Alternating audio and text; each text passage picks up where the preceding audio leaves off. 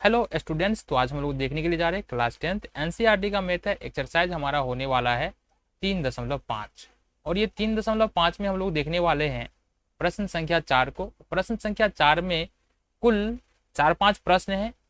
इसमें क्या करना है, जो भी सूचनाएं हमको यहाँ पर दी हुई है इसके आधार पर हमको समीकरण बनाने होंगे, जो कि 2 चर वाले रैखिक समीकरण पढ़ रहे हैं। तो यहाँ पर हमको 2 समीकरण प्राप्त होने वाला है। इन दोनों समीकरणों का हल बीजगणितीय विधि से करना है, यानी कि तुम लुप्तीकरण विधि लगा लो, वज्रगुणन विधि लगा लो या प्रतिस्थापन विधि लगा लो। इन तीनों विधियों का प्रयोग करके हमको इन समीकरणों का हल ज्ञात करना है।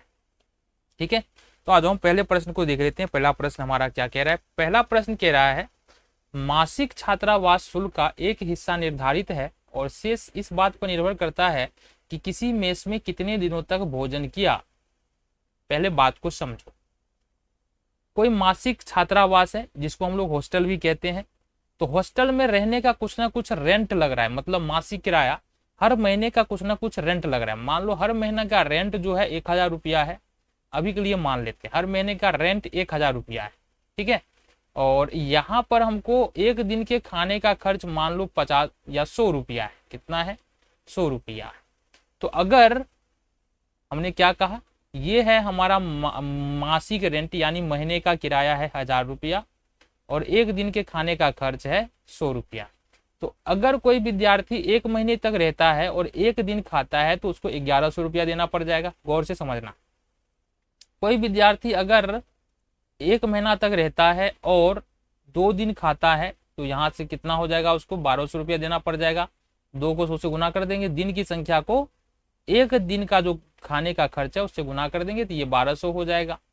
अगर कोई विद्यार्थी अगर 1000 रुपया एक महीने के लिए पहले किराया दे देता है, फिर 5 दिन भोजन करता है तो 5 गुने 100 कर देंगे, क्योंकि एक दिन का भोजन का खर्च 100 रुपया है। ये हो जाएगा हमारा 1500 रुपया।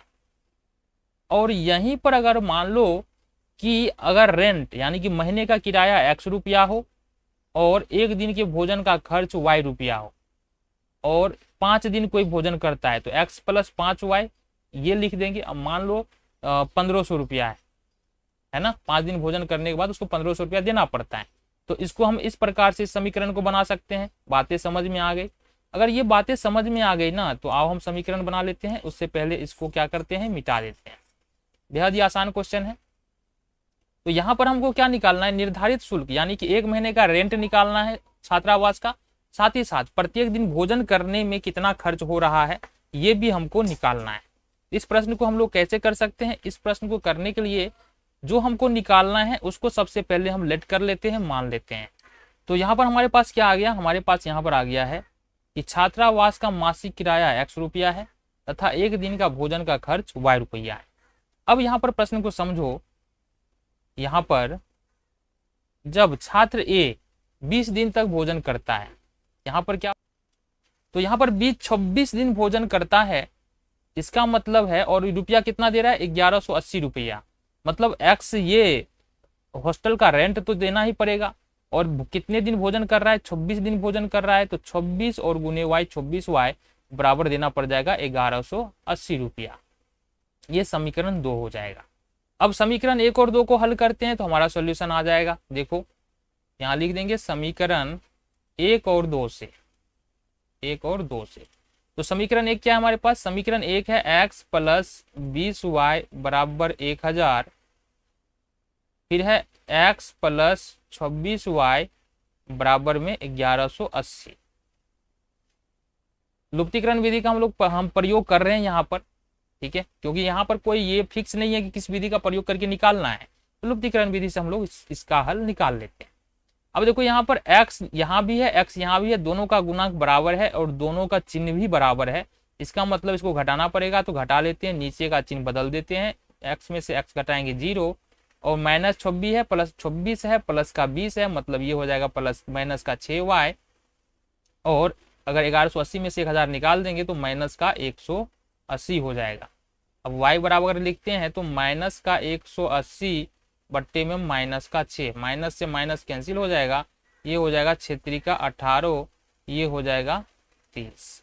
ठीक है, तो y का वैल्यू यहाँ पर कितना निकल के आया, y का वैल्यू निकल के आया यहाँ से 30। y का मान कितना निकल के आया, 30 निकल के आया।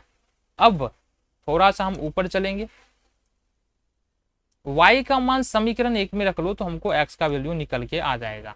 ये रख दो यहाँ से, तो y का मान समीकरण 1 में रख देना है। y कितना है हमारा, y बराबर 30 है, तो समीकरण 1 देख लेते हैं, x प्लस 20y बराबर में 1000, और यहाँ से हमने निकाला है y का मान 20 और निकाला है हमने 30 बराबर 1000।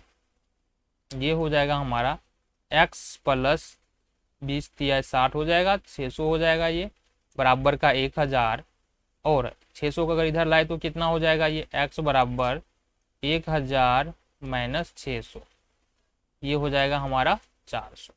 तो इस तरह से यहाँ पर क्या देखने के लिए मिल रहा है, तो यहाँ से हमको निकल के आ रहा है छात्रावास का मासिक किराया बराबर x बराबर 400 जो हमने निकाला है अभी यहाँ पर, और प्रतिदिन भोजन का खर्च y रुपया जो कि निकला है 30 रुपया। तो इस तरह से ये प्रश्न हमारा यहाँ पर फिनिश होता है।